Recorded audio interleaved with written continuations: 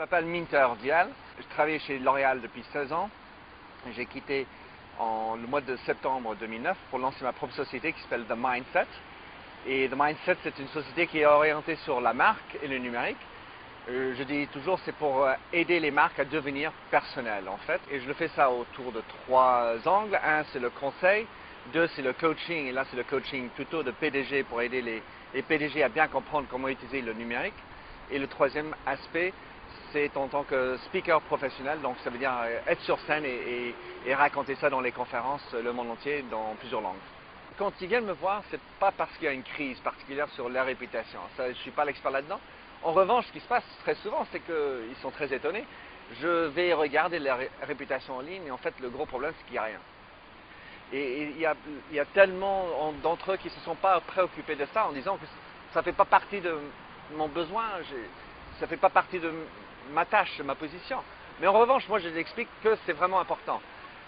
D'un, c'est important pour pouvoir faire l'RP de soi-même, de créer sa propre réputation. Et surtout, quand il y a un problème, ben, c'est déjà un peu plus muni parce qu'il a une réputation déjà en ligne qui permettrait de, on va dire, compenser par rapport à une situation négative qui survient.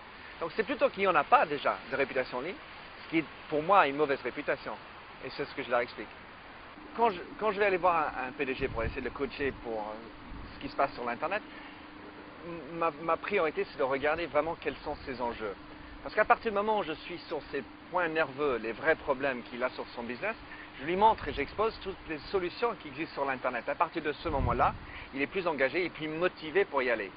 Donc, il pose toujours la question, ben, ça va prendre combien de temps? Ben, quand le problème est majeur, il va se consacrer le temps qu'il faut par rapport à régler ce problème.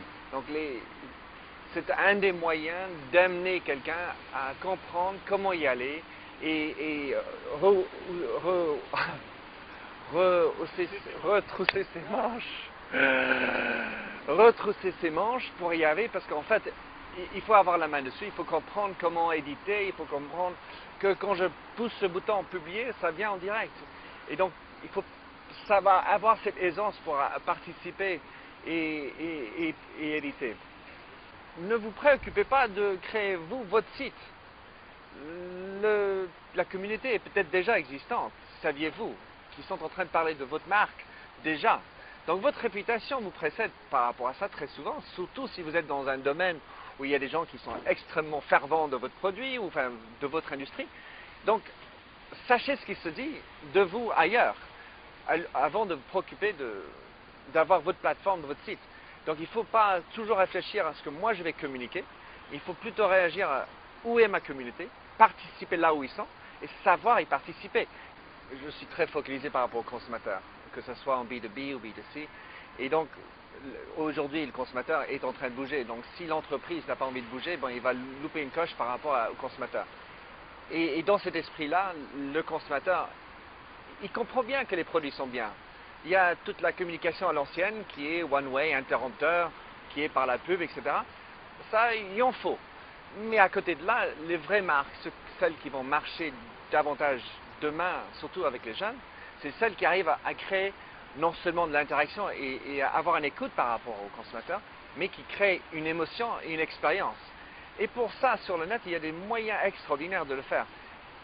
D'écouter, d'interagir, mais aussi de créer de la surprise, de l'émotion. Donc il faut avoir de l'innovation et porter plutôt sur le média de l'Internet. Donc le média devient le message.